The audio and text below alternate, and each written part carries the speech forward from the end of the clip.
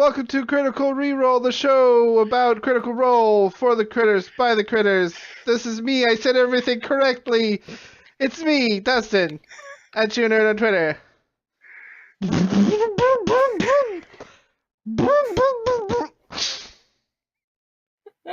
Uh, oh, hi there. It's me, Jess. You're a very professional host here. Go_JG is the place you can find me on Twitter and Twitch. And I was just thinking that.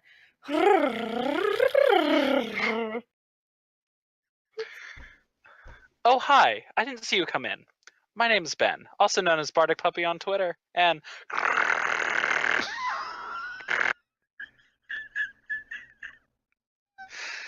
Don't ask, we're all real tired. We're so tired. Sorry, but we're also excited to talk about this episode, though. Yeah. Oh, episode 59 of Critical Role, guys. It starts off with a giant fight. Yes, indeed. Literally and figuratively. Yes. And it's... I mean, we talked about this last week. That we had hoped that they would talk to the the stone giants. And I like when they ran off into the thing that people were like, this isn't what we planned. Immediately. Which is M9. That's M9. That's what they do. Yes. To be fair, that's the Critical Role team in general. Yes. Yes. So they never seem to follow things. Like, why would they follow things when they cannot? So it's always been an interesting dichotomy that they have to figure out exactly what they're trying to do and then not follow it immediately. They get around to there. I mean, we get Yasha rushes in and Ford sort of rushes in with her, and that triggers the initiative. And we get kind of set up. Ford gets up to the top of a roof, like on the fence. Yes. And So does the clincher, but for the whole battle. So basically they start the battle when the rock is thrown, it kind of just happens. One of the questions that we got is so much bouncing and baffing to the top of structures at the start of this giant fight. Which looked the most badass? So there were a couple of things that happened, and I'll just kind of list those off quickly. We had Bo that just kind of climbed and ran up the thing and just balanced on it with patient defense. Yasha climbed on it, climbed up the wall in one turn. Ford did a misty step to the top of the wall, and Jester did a dimension door with Knot to the top of a tower. All four of those happened in this first round. All very cool, all had different purposes, and then Caduceus had just kind of was like, oh, I don't know what's going on anymore. I'll wait over here. I'll wait outside. I'll wait here. I'm good. I'm good out here. And the first spell of Cat's Ire, which we got to see, to attack the door to try to break it down. So there was a lot of cool things. So the question being, which looked most badass? I would say there's something really cool about what Ford did with the Misty Step and then the immediate charm monster, which is in the Xanathar's Guide, which we learned before stream, which is why it's not in the normal player's handbook. But it was a really very important thing that they did that, because this fight could have gone very differently had he not just done that immediately. So, what about you guys? I don't think it was the coolest, but my favorite was Jester offering a hand to Knot and doing the "Do you trust me?" and showing her the world, or at least the top of the tower. I really love that moment. But like you said, the Ford one was really cool. But even that one, my favorite thing about it wasn't the moment itself so much as how excited Sam was that Travis had used that spell and successfully charmed 2 monsters with it, because you could tell from someone who had, been that sort of that strategic spellcaster in the last campaign, who had so many clutch moments of, controlling monsters and stuff like that, being like, wait, 2 monsters? Like that was one of my favorite things. Mhm.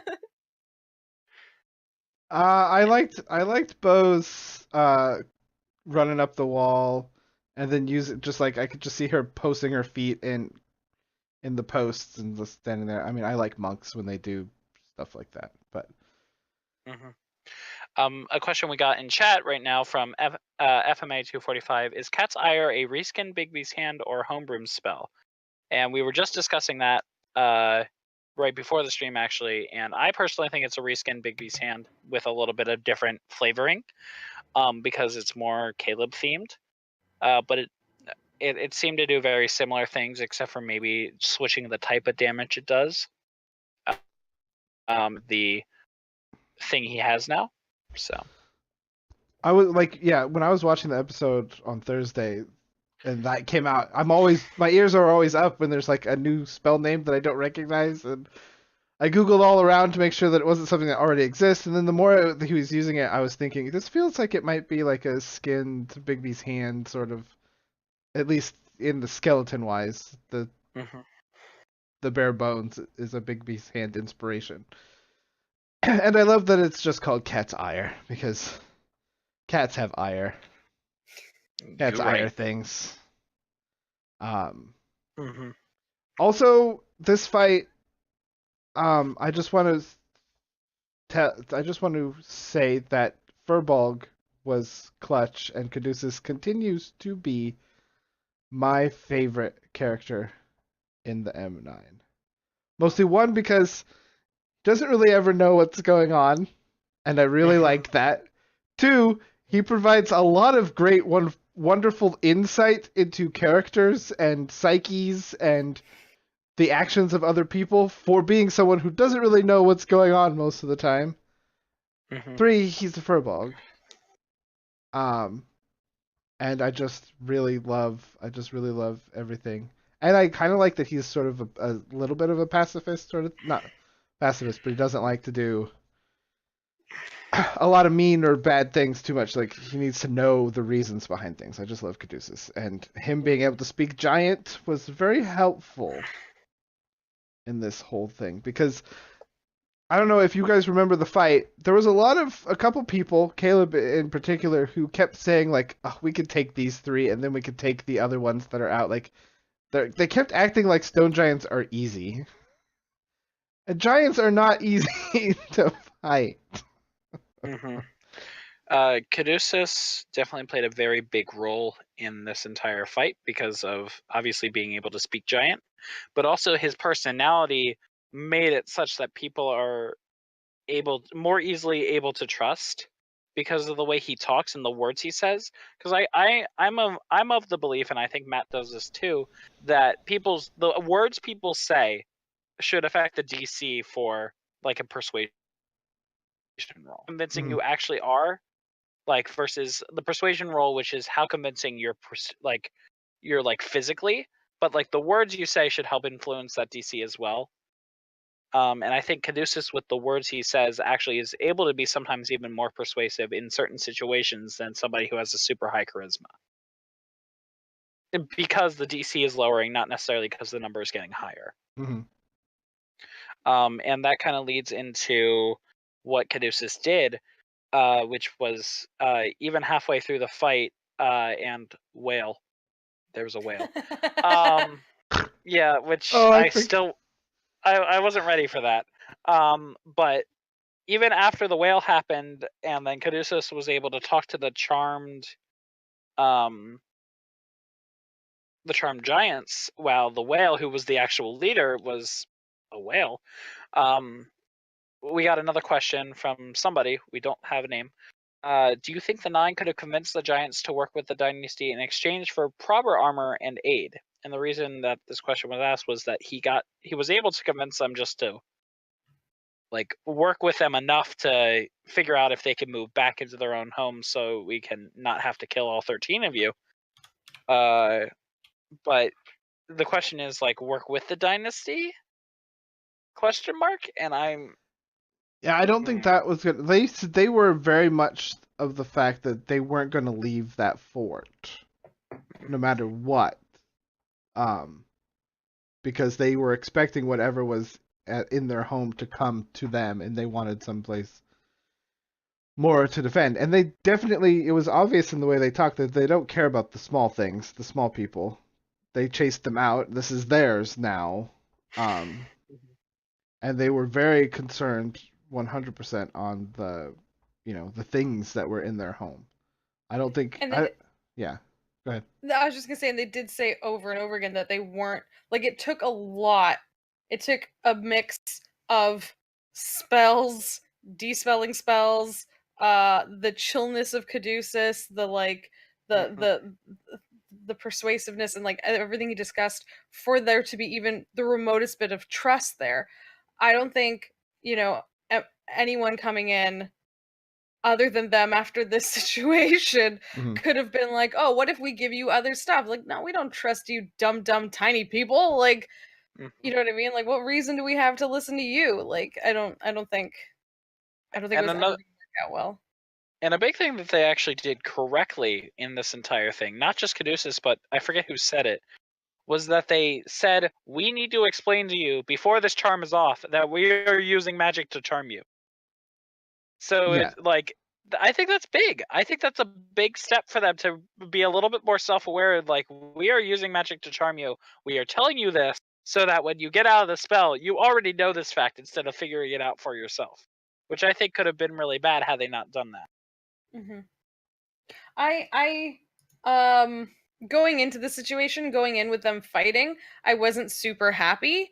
I was like, oh gosh, like the way they're like just immediately going in and please don't do a bunch more murders on a bunch more peoples that you haven't even spoken to yet. But they didn't. They really didn't. They they really made an effort, and I was really happy with the outcome of this one. You know what I mean? That they had done. I think they had done. Go ahead. Mercer had kind of given them some clues that if they chose to investigate, they could have done this in a non-violent way. Because he gave some insight check, or he gave some checks to Caduceus, who could kind of pay attention to the way they were speaking and the tones, and he gave enough hints to be like, this feels weird. They feel weird. They're acting weird, and I'm glad that they paid attention to that, because you could just come in and just murder hobo the whole thing, and then have the rest of the hunting group come in, and then you're just like, they couldn't have taken all those either. I don't care what they say. Giants are not to mess around with. Easy to hit, but they hit hard too. We did get a little bit of a searching around in the middle ground, because we did find a box with some very interesting things in it that we should. I love that this is a thing. I love the box, and I love that there's a fucking locket in there with shit to put on that guy that I don't care about because he's bad. But it's just, I think it's so cool that their places, it did not need to be found, but they found it with a really good investigation, and then they were very persistent with it, because this could do what they needed to, which is embarrass the other guy. What's so funny about that is they already embarrassed that guy. Yeah, What's so good is they already just naturally, with how awesomely sort of stern and proper Ford was being, they already put that dude in his place in front of his staff. They already did but then they got there, and I don't know Matt probably had this prepared. He was like, oh, here's gonna be some good blackmail material. Well, it's still there. They can still find it. Now they can do a double embarrassed blackmail. I love it. Yeah, though Z Slayer 18 in chat does bring up a good point. That they because use of that material, that dude has some power, and for all they know, they could have created a very strong enemy against this guy. which again is kind of like a shrug. We're doing it for money. We don't know the outcome, but like it's not good to make enemies. It's also a shrug. Especially We're the Mighty Nine. yes, but you're also the Mighty Nine in an unfamiliar territory where you're still on stepping stones just to try to get through. And I know you can have as much favor with the Bright Queen as you want, but people can still be out to get you, and nothing.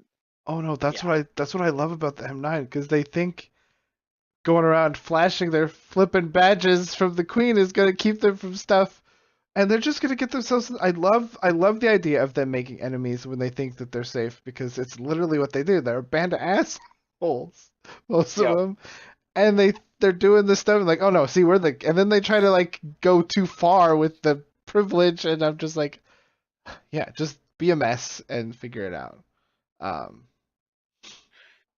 But we do get the hunting party coming back. Yes. And we get to see a little talking between the leader of the hunting party and Surna, who seems to be the was it overall leader? Land speaker. I keep wanting to say land talker, but same thing, really. There was a little bit of a heated discussion between them. Some contention and like, you know, we're here, like what, you know, anyway. The Mighty Nine came out of hiding, got a little more information on what has happened, that you know, some things were happening at home. Killed her, was Cerna's brother? Yes, it was Sorna's brother was the one that was killed like almost immediately when this entire thing happened, and then when they went back, they saw that he was for some reason still there, which was really confusing, and she knew that he died, so yeah, so he was like standing at the entrance like a big smile, right? Yeah. Yeah. So yeah, and like everything that she described in that, I was just like, okay, it's probably another. I don't know what anyone else was thinking, but I was thinking maybe it's another rift sort of thing, but also like some sort of madness, and it creeped me out a little bit. I don't like the undead like weird smile things that happen in like tropes. That weird evil undead smile thing gets me. Don't do it. Don't make me out. Okay, stop. Both of you, stop. For those who are listening, they both did horribly. For those who are listening, please enjoy this visual gag that we are doing on the stream. Don't forget, you can join us live at Critical Reroll at twitch.tv/Critical Reroll. Yeah, I agree with you that as soon as they were sort of describing the threat that they had left from, and that it seemed somewhat demonic, I was like, oh, another rift. Ooh. Yeah. Which you were right. Spoilers. You did it. Well, you know, and I think we're getting more and more hints about what the overall. It's still really hard to tell what this whole story is, and if there's like what the big bad is, and the big bad right now is ambiguity and who tells the truth in war, what side is right, sort of thing. But there's these rifts, they're popping up again. Oh, Z-Slayer has a good point. Yasha, or brings up, I'm calling it here, Yasha's backstory has to do with demons in these rifts. I mean, who knows? But we did get a little bit of Yasha, not much backstory, but in being like, oh, I love Spider, because the hunting crew had come back with Spider, and they were eating it, and she's like, oh, I need to go over there and have some. And she got to enjoy it, and Jester did not. Oh, Jester got the spins. The spins, which they described for us on stream. Well, I know, because I like someone who's like, what's the spins? You know, when you have to throw up and you're just doing the, oh, boy. Yep, we don't need to also explain it. Yes, so that actually goes into another question that we have. We've had investigation. Why? What? Yeah, so we've had investigation to detect thread count, thaumaturgy to cover food poisoning. What's your favorite non-traditional or inventive use for a skill or spell? And that is in reference, the second part, into Jester using thaumaturgy to cover up the spits. So With bird um, noises. with bird noises. So I want to let you two go first because I have an answer that's a little weird. Jess? Oh, I told this story before stream about something that little kids I played with did, but I don't know if I should do that. Is it supposed to be something related to just do it? Okay. Just do it. I ran a campaign for an 8-year-old, a 10-year-old, and a 12-year-old, and one of their very first games, I can't remember the name of the spell, but maybe it was Control Flame. The druid did the finishing move on the baddie they were fighting, by which she lit her hand on fire and then promptly shoved it up the butt of the baddie, and finished them that way. And I hadn't been expecting it, but it was good, and all the kids had a good laugh, and it amused me greatly. To this day, I can't forget the druid who shoved her flaming hand up the baddie's butt. As E-Slayer says, that is an inventive youngling.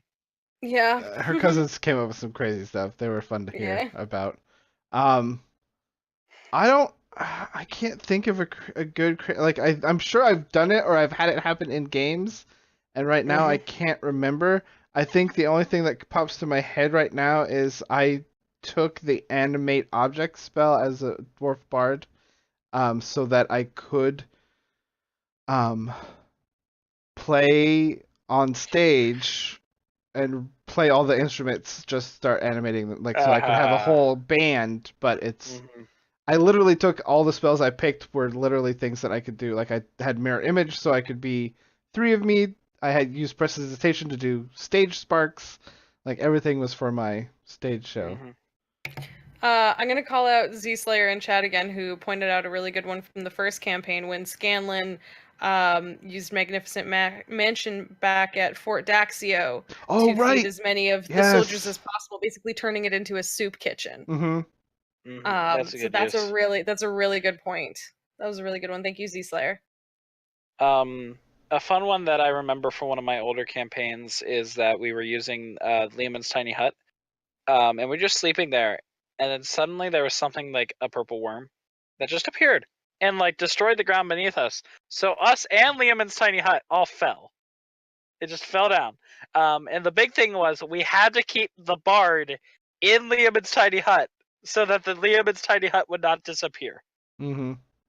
Because if they left the hut, the hut would disappear. We lost our like invincibility hut. So it didn't get through the hut. It destroyed the ground beneath us, and we fell. So we're like, keep the dragon board in the thing. That was a fun use of it, to try to use it as a shield more than just as a nighttime protector. That's fun. That's fun too. The like, yes. Oh god, everyone help the bard. Yep, keep him in. Help our sweet mushy singer. Or save our sweet mushy singer, because he's gotten himself in trouble again. Yes. So, moving on from that, and moving on from the spins. Which you had to say as many times as possible. Yes. They do get a night in the camp, and then they're getting ready to go for the next day, where Sorna is going to go out with the Mighty Nine to their old camp and try to defeat the things that are there. So the one thing is that they were very uncomfortable with the Moorbounders, it seemed. And another question we got was, how many times do you think they'll forget the Moorbounders before the Mounts go off on a rampage somewhere? Because they didn't really talk about them too much. I don't think, unless it's like story point, I don't think Matt will do that. Yes, so maybe eat some things they shouldn't eat and get them in a little bit of trouble there, but unless it's like specifically for a point, I don't see Matt being too heavy-handed with the, hey, keep track of all your stuff, because it's not like D&D doesn't have 10,000 things to keep track of. Yeah. With with that, Matt has talked about on Talks Machina how, like, with the pet situation with Jester, that, like, we're not going to punish someone for having pets, but at the same time, if they intentionally do something to put those pets in harm's way, that's up to them. Mhm. For sure. That makes So I think total it's going sense. to play. I think it's going to be playing kind of the similar role with the beasts that they have. And then they have been feeding themselves, it seemed. Like the night that they slept in Liamon's tiny hut on the way to the giant encampment in the previous episode, they found their own like little beast and like killed it, like it was a big wolf or something. So they have Yeah. been keeping them fed, I guess. Yeah, it's like when you let your house cat out and it brings you back a like burb and it's like, look what I did. Like they're self-sufficient little big kitties. Big monster kitty. cats. Well, then And Jester has attempted to I feel like Jester's attempted to feed them stuff a few times and they just like puke it back up. They're like nom nom nom nom puke. So I definitely think they're sort of letting them I think they're doing a mix of like feeding them and letting them take care of themselves. I think Mm-hmm. in D&D terms they're Mhm. doing Well, then, decent amount care. yeah, and then John Allison in chat says it's interesting that folks in the Bright Queen City were unfamiliar with Moorbounders. I really so it's like how rare are they? And I really think that they're from just the wastes. I think they're a creature in the wastes that um oh shoot, I forgot the name of the City of Monsters. Oh. That I think because like they're from the south in the moors, Asarius. Uh, I think they're pretty much just right there, and they've managed to make use of them. Mm-hmm. And maybe Zorth is the only one that knows how to really like tame them to make good mounts. But yeah, I don't think they travel that much into the other territories because we don't know how far away Roshana is from Asarius. Like we don't know where that teleport took them because we have no map of Xhorhas, so we don't know the distance that they traveled. But I Mm-hmm. feel like now they're in mountains and hill. I mean, you know, there's like terrain and stuff, and where they were, where Sarius is these flat plains of the wastes, right? So who knows? Mm-hmm. Yeah, it doesn't seem like John Allison says again. It's not the regular mounts that the Main Nine thought they were when they bought them. Mm-hmm. Like they seem to be drawing more attention than they wanted in this case, but they do get people places fast, which is why another reason they had bought them, because Well, and they before they had thought they were going to yeah, go to the teleportation circle Yeah.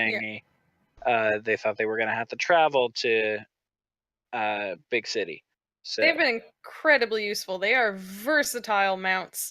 They yeah. are versatile mounts and protectors in that they will eat anything they are not trained anything they're not trained to befriend. Like they can take care of themselves. It's not like a horse that's going to go mm-hmm. down to like a wolf. This is going to eat the wolf. Like Mm-hmm. this they made some like they're very cool mounts. Like you said, they're very obvious, so they're definitely Mhm. not good for if they were trying to act see. like they belong, but they're never gonna seem like they really belong anywhere. So I feel like the Moorbounders are perfect for them. I agree. And then like these are the weirdest pets, so very appropriate for them.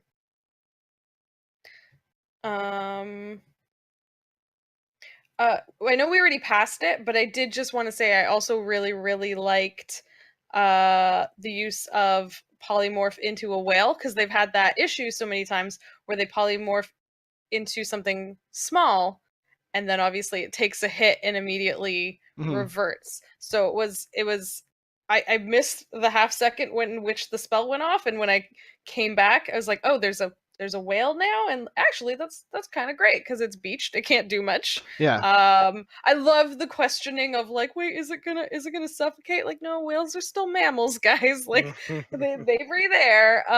The bigger issue is just that their density is such that they're used to being in water where there isn't that pressure of gravity on them. So the actual issue with something very large like a whale while beached is that it will actually crush under its own weight at some point. So that's more. So as long as you don't let that happen, you're good. Oh my god, go away. Yeah, Jess. No, I'm sorry. sorry. Okay. No, I'm sorry. no. I Sorry. keep. I don't know what is happening. No, no. I'm so sorry. I actually just walked away. I didn't mean for that to happen. Um, Sorry, Matt. You'll have to cut this. It's just freaking Hangouts today. I don't know what happened, but I'm starting to get these weird spam messages in Hangouts, and it just came up again. so Sorry. cut this, please. Thanks. Yeah, and it made a bunch of sounds, and it popped up a thing on screen that everyone could see. Hey, want to be sexy together or something? So just, I don't know what's happening, but it started today. I can't get rid of them. Anyway, This is exclusive for you guys, Twitch. yeah. Behind the curtains, you guys. We have curtains. Gently wafting lacy curtains. So they wake up. They make their way towards, with Sorna. They make their way towards the home of the rock giant, or stone giants. Mm-hmm. So with them moving towards the on their way there, they have a couple of conversations, and one that I wanted to point out just for me, because conversations are a big part of what I look at, is the Jester Ford conversation. Jester and Ford have been on this really rocky relationship, it seems like, going, yes, I'm interested, no, I'm not interested, blah, blah, blah, which is funny because Travis and Laura are married in real life, so obviously they know they're playing this up for a reason. But I'm interested to see when they're actually going to start being like, yeah, I actually do like you or not. And like being a little bit more direct with it. But it was a really interesting gesture to for the potions that they were talking about that they had found. Like, oh no, the potions don't need to go to me. They can go to the people that can't heal. And I thought Jester was being very sweet with that. But then also Ford was just being terribly awkward, which was wonderful. And also leads into one of the questions that we have. So Jester dodged branches, birds, cobras, Ford's awkwardness, and a greater healing potion. What other challenges would we want to see her evade? I just want to see her continuing to be the amazing buff lady that she is and rubbing it in Ford's face that her strength is so much higher than his. So evade gender stereotypes. I want to see her continue to do that. I love that. I love our buff baby. I love whenever someone points out that like Ford isn't as buff as orcs, like half orcs typically are, and he's all like, "Well, then I use minor illusion. I look like the buffest buff guy around." Like all of that. Mm-hmm. No, yeah. Jester's always been a very interesting character, and like she was the heart of the party. While Caduceus, I think, is the soul, I think Jester is the heart. So Jester is always the one that speaks from the heart all the time, and I think that's a really interesting place for an adventurer to be, because that can get you in a lot of trouble sometimes. But I want to keep seeing her do that, though I'd be interested to see her also get a little bit more crafty with the words she says while still keeping that heart. I like a lot of the naivety that comes out from, Jester having grown up as secluded as she was, and I think that's the other, like, Jester's my second favorite character in all of M9, and Caduceus and Jester I just love. But yeah, I like when she does the that awkwardness, and it'd be nice to see her get a little more, learn a little more skills and be a little more like mischievous in her wording, just to be like what you said, Ben. Sorry. Mm-hmm. Yeah. but I just think that conversation in general was a really cool conversation. And there was a lot to unpack within it for character development between Ford and Jester, and then eventually Bo. Because there was also the conversation between Caleb and Not that they were trying to figure out, like, am I Veth? Am I not? What is going on? Like, why am I out here? I should be with my husband. Why am I still adventuring? And I think that's a very understandable conversation to have in the context of where she's at. Because obviously Scanlan doesn't want to stop playing her. I don't think. Scanlan. Oh my God, Sam. Wow, throwback.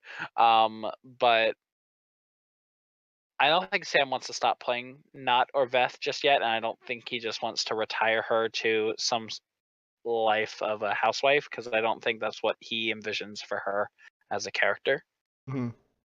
And I think there's going to be a lot more Veth / Not to go around. Even if they eventually get her back into her own body, I want to see Veth be a character. I want to see Veth be Not, but in halfling form. I think that would be really interesting. So I agree. I really like the imagery, like some of the ways a lot of the fans have drawn, because we haven't seen any official art of Veth, have we? Like, Yeah, they put out an official art. oh, you're right, there was an official piece. Mhm. Okay, either way, I love the imagery of, like, soccer mom Veth being the badass Not that we know. So it's like, oh, like, just dropping my kid off to school, murder. Like, yes, please. I would like that.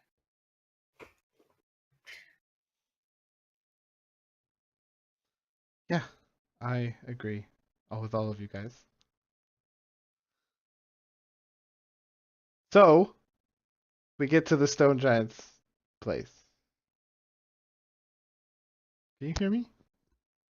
I can hear you. Okay. I'm good. Okay. Just double checking. We arrive at the carved. Well, I think what Sorna points up, and you kind of see paths running up the mountain into this carved stone entrance to their kind of like carved out of the mountain sort of thing. If that's, I don't know how you guys were picturing it, but stone giants like to live in the stone. Yeah. And it starts off just almost instantaneously creepy. There's blood I like that. and I like stuff the all over imagery. and like Sorna was like really concerned because like no one would. They walked in a fair bit, and there was like no one was around. There was just bodies lying around, a picked clean skeleton of a stone giant.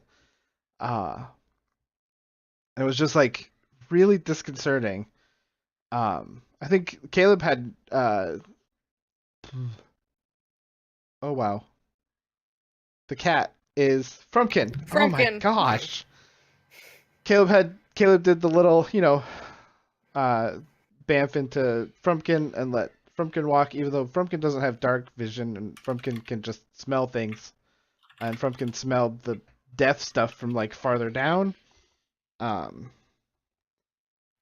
then as they were going investigating, they got jumped by the babaus. Is that what they were called? Yeah. Which are like these weird like skin taut. That's okay. Demons with like a big old horn on the top of their head. Really ugly. And all these devil demons things, they're just so freaking creepy. Yeah, babao. I don't know how you pronounce that, but Babow. Babow. Wow. Bow bow bow. Yeah, basically bow wow ow. Bow bow. And there's also a demon. There's also a demon that hangs out with them called the Chickawows. It's the Bow Bow Chickawow or something like that. Oh well, that was definitely done on purpose. Yeah, very xenomorphy. Um, yeah, FMA. Yes, Thank you. there's a lot of fun little monsters that they seem to encounter in these little rifts that open up. Because there's a lot of different things that can come out that would not be normally found on Well, yeah, the this one material plane. we got a little more devil flavor this time, as opposed Mhm. to like demons. This was more devil-y stuff, Mhm.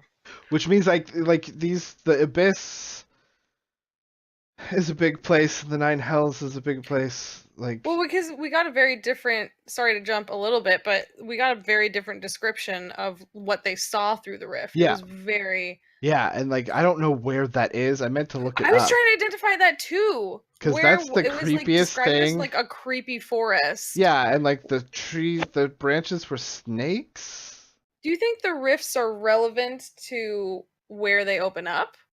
Because they had just come through a forested area. Yeah, I don't know. Like it's weird. I don't know how these rifts are, and I don't know who's opening them. And uh, anyway, like that's a big jump ahead. But um, Hmm. yeah, so we got Um, more of a devilish sort of thing, and we knew one of the things that was in here ahead of time didn't because before they came, Well, yeah, because there Matt was was describing the proboscis. He was yeah, basically describing like the thing that terrified them all. Um, was specifically because they were like, oh, there were lots of tiny things, but we know that tiny things can do harm. But specifically, the one that was like sticking its big pointy face into people and sucking out the insides. That's oh, the fun. one we were most scared of. and Bo did roll for like studies that she knew it was Kesha was a Kesha. It was definitely a Kesha Uh, with Mhm. the money symbol instead yeah. of the S. And there was a buzzing, and we learned that there's a buzzing assorted to it. But anyway, so they haven't found that yet, and instead they start fighting these babaus. Um, we get a really good, another good But use of firewall. Like, say what you want about Caleb, he does use his spells in some pretty good defense. He's got some good defensive spells and uses them in pretty good situations. And again, Wall of Fire is just a really good control the battlefield sort of thing. Hmm. Mhm. And he's being very specific with it because he knows, I'm putting it exactly here. I'm facing it this way because one of the things with firewall, I mean, you can do a few things with it. You could turn it into a circle and kind of like encircle some people.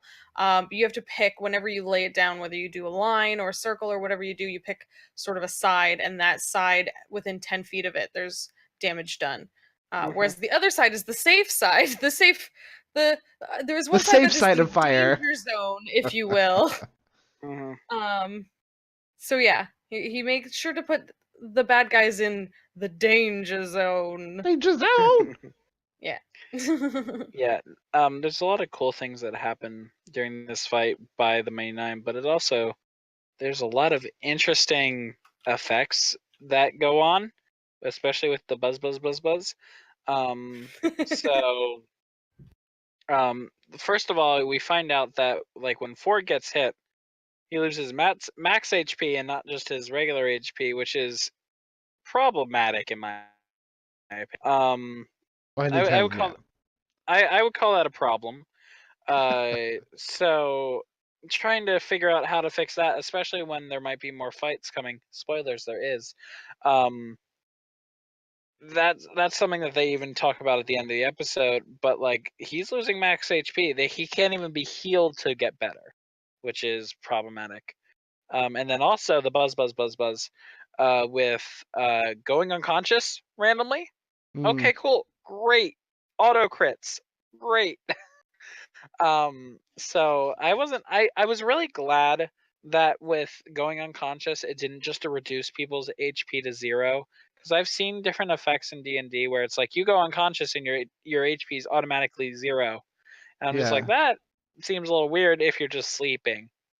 Well, Um, that depends on the type of like spell effect. Like if you think about the effects that do that are mhm, from undead creatures, so it makes sense. Like it basically kind of rips your soul out of you, so you go to 0 hit points. With this one, its whole point was to render you unconscious so that it could then eat you. and it makes more sense that you just fall asleep for 10 minutes. You go unconscious for 10 minutes, but pain or having holy water thrown on you wakes you up. Taking damage or having holy water thrown on you is a way to break the effect of the brain buzzing. So how about that canceled auto crit? That is such a good feature, and he has used it a couple times, and he has saved a lot of damage. Is that a grave cleric thing? Mm-hmm. Yeah. Oh man, it's so good. So with it this time, he literally saved a life. Like he saved somebody from just being dead immediately. I forget who was it. It was Ford. It was Ford. Yeah. Yeah. Ford, because his max HP was reduced, it causes less damage to be able to just kill him instantly, no death saving throws, and without the cancel auto crit, he just he would have died. Like he just would have died right there. Because if your max HP is reduced to 0, you're dead. Yeah, and it was a good save. There were a lot of good spells. Mm-hmm. This fight had a lot of good moments to it. And it was fun. Yes. Okay, so remind me, Holy Weapon was this fight, right? Yes, it was on Bo's fist. Because that was flippin' amazing. Like I would never even have thought of that for Holy Weapon, but to like cast Holy Weapon on Bo's fists and to have that extra damage and to just have Bo having these like glowing holy fists, it was such good.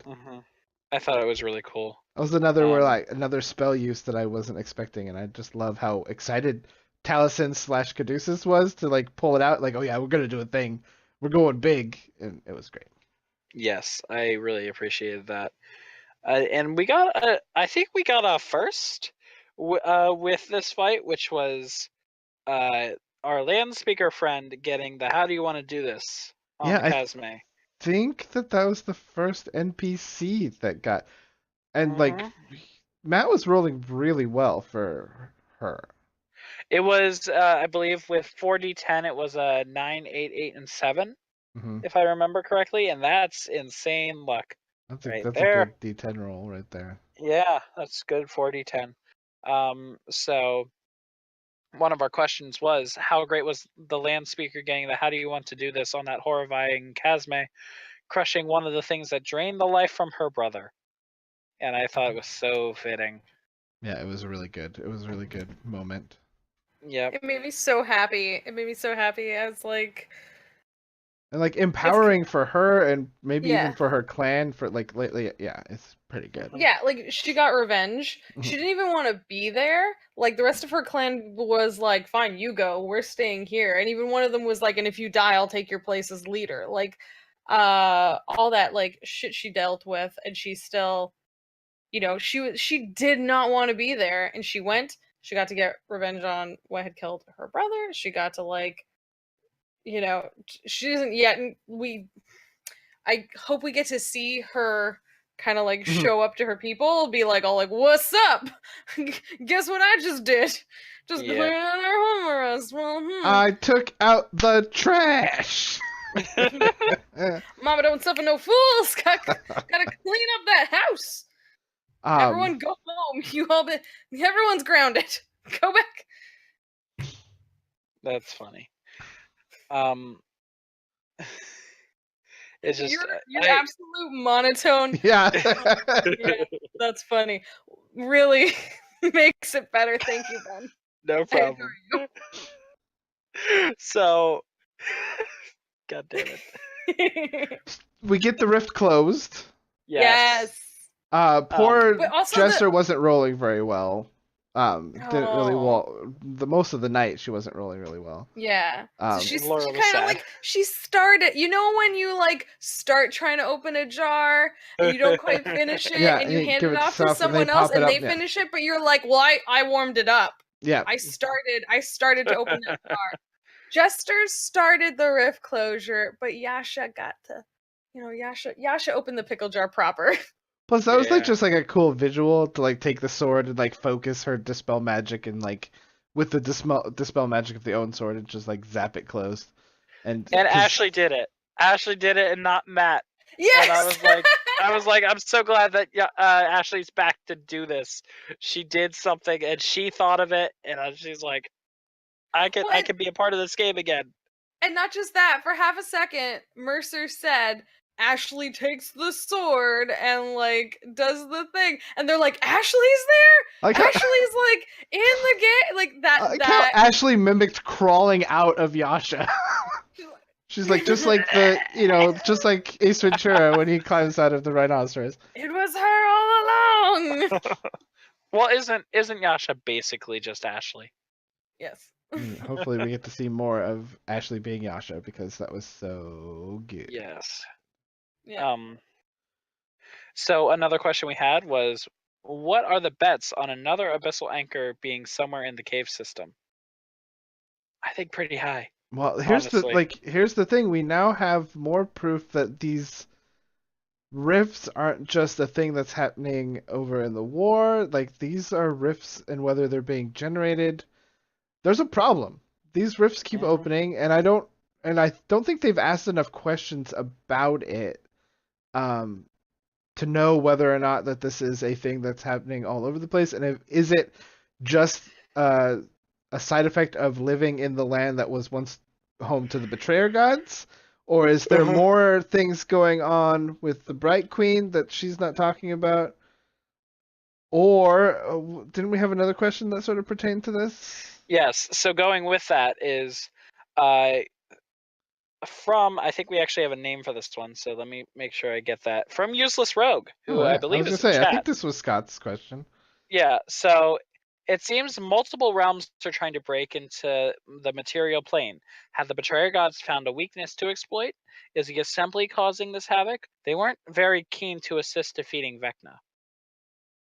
So, a lot of thoughts there, like right off the bat.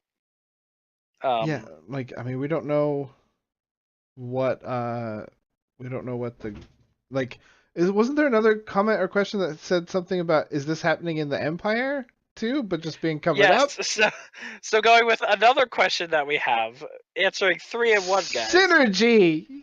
Yeah, so this is Camo's first question. Do you think that the planar tear also happens on the Empire side, but is being covered up / only happens in Jorhas? Like, so which one of the two? Any theory on, if only Jorhas, any relation to the Dunamensi consecution practice? So there's a lot to unpack. Is Yeah, the and first like thing. this whole rift thing is something we just don't know a lot about yet, and Mhm. what exactly is happening. So my theory, unless Jess, you wanted to say something. You can go first. All right. So my theory is that it's actually happening all over this continent, because I think that I don't really have too much proof, but I don't see why it would only happen on one side of the war unless somebody's specifically targeting them. And I don't think the Empire has that kind of power. They have a different kind of power.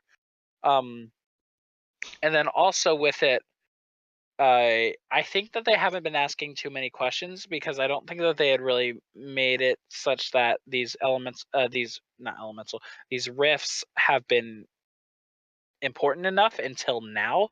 And now that they realize there's a second rift, because this is what, the second one that they've really closed, other, not counting the one, The third one, the other one being the one in the well. Where was so there was the well, there was this one. the one underneath Zorth's, the one in the well, and then this one. They've had 3. Got it.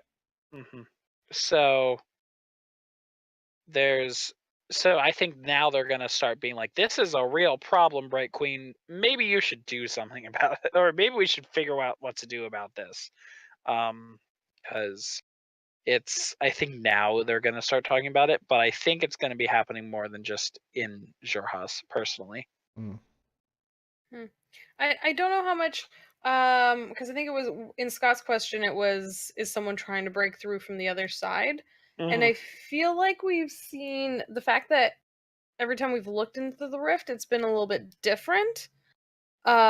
makes me wonder if it's not so much, like one group trying to push through from the other side, so much as someone like causing the rift on this side, or even accidentally, or but you said, Ben, I think you said that you don't think the Empire would do that because they don't have the power. I could see the Empire like not fully like having full control of this power and still using it. I could see them, you know what I mean, having this thing where they're like, well, we don't know how to control this, but we could just make a mess and throw it on the other side. Like we could just like start a fire and then run away real fast. Like, you know what I mean? That kind of like, well, we don't mind if there's a disaster as long as it's over there. You know what I mean? Like, which is like never a good way to look at things, but when you've got like vicious, angry people at war, I could see them making those very bad calls.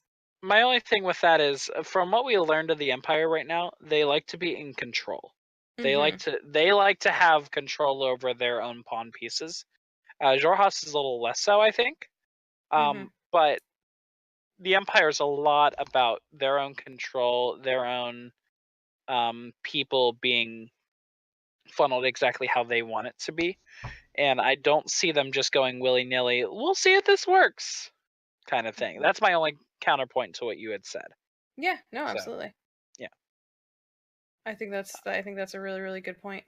I think it's one of those issues where as soon as we learn one little fact more of like where it's coming from or like who it could possibly be from, like a lot will be answered very quickly by learning just a little. Do you know what I mean? I agree with you. Yeah, so I'm really curious to see how they go about that, whether they themselves try and solve more of the mystery, or like you said, they take it directly to the Bright Queen to be all like, here's another one. This is a big deal and kind of above our pay grade. Like, yeah, you know what I mean? And it's also something that directly affects her empire, like absolutely. her dynasty. So Absolutely. I think it is something that they could also use to be like, we found this out. We should gain more we should get more favor, etc. So, and then but really even past that, it's not, the fight's not done with them closing this rift though, because the last thing that we see is this little ball of light just go like a little jellyfish kind of thing. He described it as like a jellyfish sort of thing coming out of the wall and then flowing into one of the bodies that then stands up. And what the hell is this? But it immediately did the grin, kind of like did they the big saw old grin. on the Like, other... what is this weird spirit jellyfish thing? Like it. So that face that you didn't like before, we get more of it. That's what we get to do more of next. And I love that was the moment Matt was like, I love when Matt does like such a like great visual to end on. Like, yeah, he's really good at that. And it's like the to be continued in like Cowboy Bebop. Yeah. Oh no, yeah. So, not that I've ever actually seen it, but I know of it. So final boss, actually just the Traveler. The Traveler's fucking around putting these rifts everywhere just for a laugh. Oh boy. There we go. We got it. There you go. We nailed it, guys. Done. We're onto it. Yep. Yeah. Cracked it.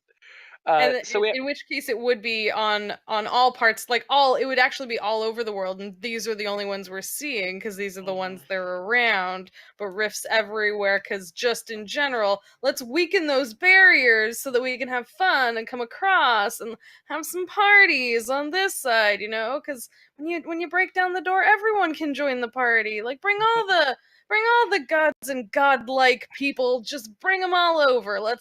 Let's have them all together. Time to have a Calamity the Second. Electric Boogaloo. Yeah, Calamity Part 2.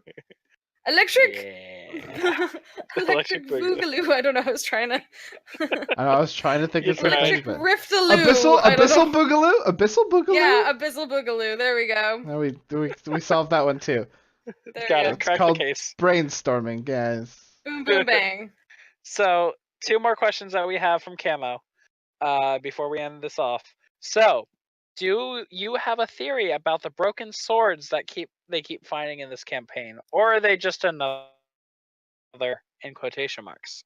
What are your guys' thoughts? I think they're just broken swords. I don't think there's any. Cheers. Yeah, that's kind of where I'm at it too. It'd be interesting if they had meaning, and I really think that Matt would have dug really deep to like place these in specific places to actually like be like meaning to something, but I really don't think so. I don't think he's Yeah. trying to go that deep. I don't think the party is that deep. Like, there. It would be so great though if like he had a list of like 10 and they're all over the place, and he's like, well, they skipped that one. They skipped that I one. mean, I would never put They don't it collect past all him. 10. They can't have the Voltron at the end. This feels like a legacy game. But I think that they're just a chair, and I think we're all in agreement on that. Yeah. And the last one, so the Empire restricts religion to a select few of religions. Jorhas restricts to one, which is, what do you think, better or worst, or do you disagree with the question? I Jess. disagree. I'm sorry, I have to do this one. I disagree in that the way it's worded, like the other empire lets you have several options. Isn't that better than only one option?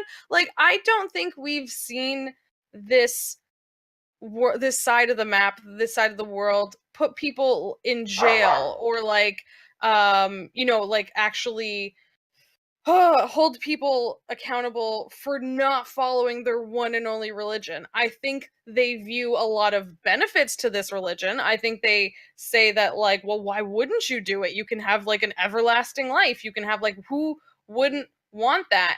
And I think that at worst, they kind of look at people who opt out of it as kind of foolish, maybe, or like I think they think that they're kind of like dummies, but I don't think they are quite as mean about like people not following their religion on this side, at least not that I see. But the two instances that we've seen to get of religion outside the normal, the one that leads to consecution eventually. The two instances that we've seen so far have been the bugbear at the very beginning that had some sort of holy symbol with him, the one that led them to the city of beasts. It was the Luxon. It was the symbol of the Luxon. Oh, was it the symbol of the Luxon? Yeah. Disregard that. But the other one was the Traveler. Yep. Which it's hard to gain anything off of that because like the Traveler's just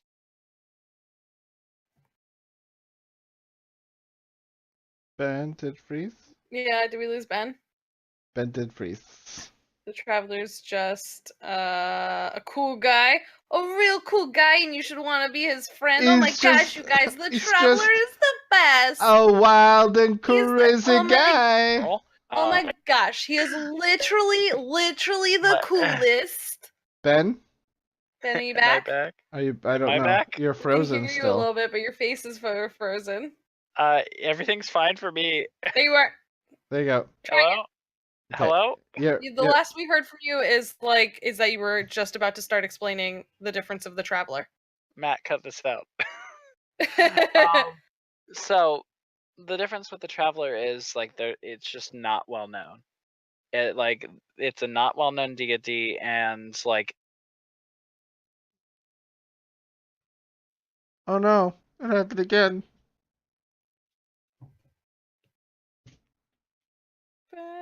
Ben, come back! You can blame it all on stream. Ow! Arya, stop. Were to like. Oh. Oh, you're back now. Oop. The Traveler does not want you talking about him. The Traveler is freezing you from like talking about he has seriously I'm sad. He has serious issues with you talking about him right now. So, yeah, I don't think the Traveler is really one that you could really like worship in a sense.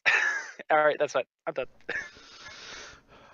Well, and so I think there's nothing really we've seen wrong with the Xhorhas side because they're not like evangelical about the Luxon.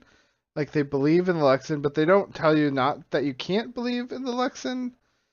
Um, I just don't like the Empire's whole vibe creeps me out, and I don't like it. And so far, right now, what we've learned of Xhorhas, um, I mean, they might have other people that worship other things, but like the primary of the Bright Queen and that empire on that side is the Luxon. But I mean, that guy wasn't persecuted for following the Traveler. So we don't really know. We don't have the But context. the question is, we've only really seen the good sides of the dynasty so far. Like since gaining favor of the Bright Queen, would they really show the Mighty Nine people that they kind of want to be allies, so they can have like a double agent? The things that would turn but them away from it. they would have seen that wandering around the streets because we got all that flavor just wandering around Zadash, learning about the religions and what couldn't be like that stuff. You can't hide the cultural stuff when they're walking around the city. I feel like they could do it a lot less overtly. I think there's been other stuff that coming from the Empire you might see in the Dynasty and either question or view as negative, and people in the Dynasty haven't hidden those things at all. Like I think there's been a lot of we have seen a lot of very different cultural stuff that has not been hidden, and for that reason I don't think there could be anything too much more elaborate. I do think you could I think so far what we've seen of the Luxon has been really positive. I think there could absolutely be a negative spin or connotation to the Luxon that we haven't seen yet, but I do not think that religious discrimination is really a huge thing in the dynasty, because I feel like if it was, we would have seen something of it so far, and we have not seen anything of it. So like I said, either I think they don't care about other people worshiping other things. They're kind of just like, whatever. Or they just frown upon it, but they don't stop them. Or, like I said, possibly at worst, they're like, anyone that doesn't follow the Luxon is just dumb because you're just wasting your time on not. But I once again, I don't think it's as cut and dry as it is in the Empire, where it's like, these are the only ones. Do anything else, you're in shit. Like, I don't think it's like that. That's fair. Maybe I'm just a weird Empire guy, Empire supporter for some reason out of the other house on this. Someone has to be. You know what? You're all the voice of the Empire. Apparently. Yeah. We're not going to give you flack for that. Your opinion is valid. Yep. We here in the Dynasty respect your ability to be wrong. It's fine. You can do that. We're not going to stop you from your wrong opinions. We're just going to continue on with our better ones. That's all. And on that note. Yeah, so next week, or I guess this Thursday coming up, we see what this jellyfish thing is. Oh boy, jelly. Yes, the brain jellies, the smiley brain jellies. And we'll see if they get out of this and what friends they make from stone giants, or how they can figure out what the hell all this rift stuff is. So yeah, thanks for tuning in, everyone. Thank you for watching. Thank you for listening. And if you're on the airwaves that aren't the Twitches or YouTubes. So she'll like subscribe. I don't know how many. We don't have that many buttons actually, but if we got a button, press it. Smash it. Do that. Smash it. Do that review. Follow our stream. Come hang out and see our dumb visual goofs, or listen to the audio one and tell us later what you liked and what you didn't, and submit your question. And thanks, and you're awesome, and we heart your faces, and bye. I've been Dusty at GeoNerd on Twitter and Twitch. I'm just at go_JG. And I'm Ben, also known as @BardicPuppy on Twitter and literally everywhere now. And Thanks, guys. bye. Awesome. Bye. Who touching my spaghetti? Hey, that's spicy meatball. And Luigi. Oh my god, I needed this.